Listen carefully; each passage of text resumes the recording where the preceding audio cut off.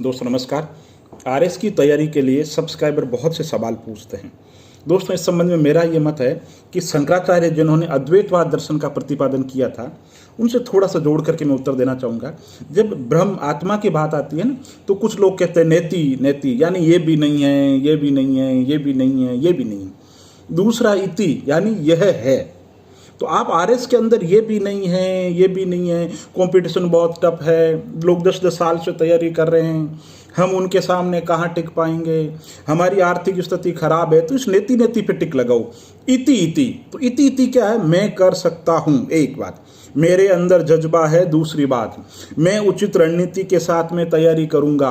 और by the way 1% अगर मेरा चयन नहीं होता है तो उस बात के लिए भी मैं मेंटली प्रिपेयर हूं। मैं तब तक लड़ूंगा जब तक मंजिल नहीं मिल जाती। तो आप खुद की प्राथमिकता, खुद की बातें इति इति ये तय कीजिए, मुझे ये करना है। आप अपनी एक चेक लिस्ट बना लीजिए। आप औरों से कोई मतलब मत रखिए, औरों की कैसी तैयारी है उससे कोई मतलब नहीं। दुनिया एक शब्द है ना, दुनिया जाए भाड़ में, है ना। आप अपनी सोचो, आप अपनी सोचो कि आरएस की जो प्रारंभिक परीक्षा, अभी बात करें प्रारंभिक परीक्षा में, सिलेबस सामने रखो, कुछ नहीं करना। सिलेबस का पहला टॉपिक उठाया, हाँ भाई पहला टॉपिक ये कर लिया, दूसरा टॉपिक ये भी कर लिया, तीसरा टॉपिक ये कर लिया, ध्यान से पढ़ा, नोट्स बनाया। इसमें कोई दोस्तों ऐसी टेक्निकल प्रॉब्लम नहीं है। इस मुद्दे पे सब्सक्राइबर मेरे से बहुत सवाल पूछते हैं। दोस्तों सवाल पूछने की अब आपको जरूरत ही नहीं। मैंने कम से कम 100 वीडियो बना रखे हैं और मुझे लगता है राजस्थान में आरएस प्रारंभिक परीक्षा और मुख्य परीक्षा पे इतने रिपीटेड वीडियो किसी ने नहीं बनाए। आपकी फिर डिमांड होती है कि सर वीडियो बनाओ, आप पहले वाले देखते नहीं हो। फिर मैं उसी में वैल्यू ऐड करके कोई नई बात कहता हूं ताकि रिपीट नहीं लगे, लेकिन फिर उस टॉपिक में भी वीडियो बनाता हूं। ठीक है, तो आज मैं ये कह रहा हूं कि आप आरएस प्रारंभिक परीक्षा की अगर बात करें तो सबसे पहले राजस्थान जीके पे फोकस करें। राजस्थान जीके के लिए मेरा ऐसा मानना, लक्ष्य एकमात्र किताब है, उसको आधार बना लो। लक्ष्य को नहीं बना सकते कि बहुत बड़ी किताब है, तो दिनेश शर्मा, पुष्पा शर्मा, राजस्थान आज तक, उसको आधार बना लो। उसको भी नहीं चाहते हो तो मनहर कोटड़ा की कोई पुस्तक या और कोई पुस्तक बना लो। ये पुस्तक या जो भी पुस्तक आपको अच्छी लगे वो आप पढ़ लो। मेरी तरफ से कोई किताब नहीं है, लेकिन मेरा एक ही कहना है, किताब वो पढ़ो जिससे पाठ्यक्रम पूरा हो। पिछले सालों के पेपर देखो, उसके हिसाब से एनालिसिस करो कि आपको क्या आ रहा है, क्या नहीं आ रहा है। तो राजस्थान जीके पे 50 से 55 सवाल होते हैं। तो सबसे पहले जो ध्यान दो वो राजस्थान जीके पे दो। थ्योरी, राजस्थान का जो भूगोल है उसको मैप से समझो।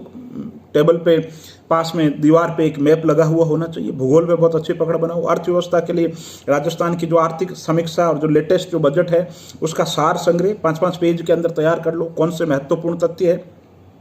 इसके अलावा राजस्थान की कला संस्कृति में रुचि विकसित करो और जो चैप्टर पढ़ रहे हो उसको ध्यान से पढ़ो और उससे संबंधित फैक्ट पढ़ लो और उससे संबंधित ऑब्जेक्टिव पढ़ लो। और फिर ये आपसे सोचे कि भाई किसी को कुछ भी पूछे, मेरे को कोई मतलब नहीं है ना। जैसे राजस्थान प्रारंभिक परीक्षा के अंदर आप प्रजामंडल पढ़ रहे हैं तो आप लिस्ट बना लो, प्रजामंडल है ना, गठन किसने किया और उपलब्धि। राजस्थान का एकीकरण, ये सब ये लिस्ट बनाई। एकीकरण नींव कब रखी गई, ठीक, कौन कौन सी रियासतें शामिल थी, किसने उद्घाटन किया, अन्य महत्वपूर्ण तथ्य। राजस्थान के प्रमुख क्रांतिकारी, टोटल 40 क्रांतिकारियों को लिस्ट बना लो, शॉर्ट के अंदर लिख लो। जैसे सागरमल गोपा, शॉर्ट में नोट्स बनाओ। जैसलमेर प्रजामंडल से संबद्ध, जैसलमेर में गुंडाराज आजादी के दीवाने पुस्तक, ठीक है, और जेल में मार दिया गया या जो भी है। तो इस तरीके से आप शॉर्ट के अंदर, राजस्थान के अंदर जैसे मान लो जयनारायण व्यास है तो जयनारायण व्यास राजस्थान के मुख्यमंत्री कितनी बार मुख्यमंत्री रहे ये कोष्टक के अंदर लिख लो। चयनित भी रहे, मनोनीत भी रहे, ये लिख लो। ठीक है, उसके बाद में आप ये भी लिखो, मारवाड़ उत्तरदायी परिषद, है ना, नाप और बाट तोल आंदोलन से संबंध रहे, जोधपुर प्रजामंडल से जुड़े रहे, किसान आंदोलन से जो डाबला कांड हुआ था उससे संबंधित रहे। ठीक है ना, आगीवान पीप जो पत्रिका थी उसका संपादन किया। ठीक है, उनके नाम पे कोई डाक टिकट है या कोई चीज है तो उनसे संबंधित जो भी महत्वपूर्ण तथ्य है एक डायरी के अंदर नोट कर लो। जैसे आप मान लो मनहर कोटड़ा की किताब पढ़ रहे हैं तो मनहर कोटड़ा की किताब के अंतर्गत ये चीज है, और कोई नई तथ्य लिखे तो मनहर कोटड़ा की पुस्तक के अंदर ही ऐड कर लो। मैं तो कहता हूँ नोट्स बनाओ, उसका तो कोई विकल्प नहीं, नोट्स बनाओ और उन्हीं का बार बार वापस रिविजन करो। तो भले ही कम पढ़ो, दो चीजें कम आए, लेकिन जो आए वो इतनी क्रिस्टल क्लियर आनी चाहिए। जो सिलेक्शन होता है ना, जीवन के अंदर दो पक्ष होते हैं, एक पक्ष होता है मात्रात्मक और दूसरा पक्ष होता है गुणात्मक। तो आप गुणात्मक जो पक्ष है ना उस पर ज्यादा जोर दो, जो चीजें आ रही है उनको इतने अच्छे तरीके से करो कि बाकी चीजें, जैसे आपको कॉन्फिडेंस होगा एग्जाम के अंदर तो दो सवाल आप एक्स्ट्रा करके आ जाओगे, क्योंकि आपको विश्वास रहेगा कि नहीं ये मेरा सवाल सही है, ये विकल्प तो नहीं हो सकता। तो आधी सफलता वहीं तय हो जाती है। समझ गए? तो ये राजस्थान जीके है, उस पर राजस्थान जीके पे विशेष रूप से फोकस करो। तो ये राजस्थान जीके में 50 से 55 हो जाएंगे।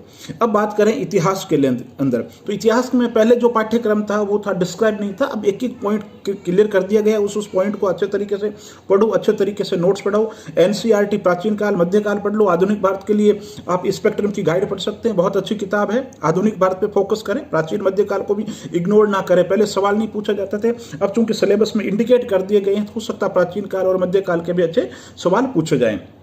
भारतीय संविधान के लिए एम लक्ष्मीकांत पुस्तक बेस्ट है, उसका कोई विकल्प नहीं है, वो पढ़िए।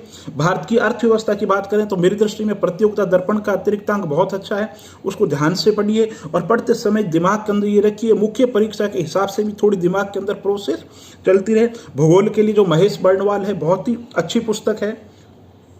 करंट अफेयर्स के लिए एक मासिक पत्रिका दर्पण क्रॉनिकल जो भी पढ़ सकते हैं आप।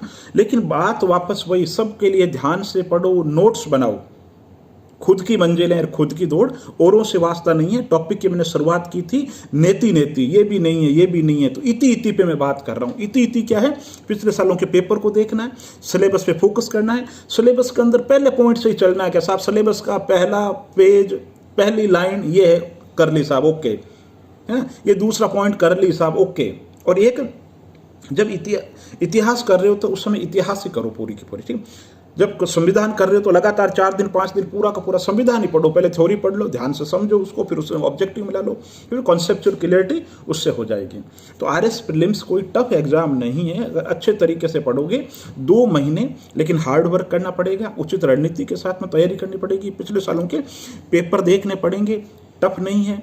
लेकिन अगर लापरवाही रही तो बिल्कुल प्रीलिम्स में फेल हो सकते हो। बड़े बड़े, जैसे अपन कहते हैं ना कि बड़े बड़े कैबिनेट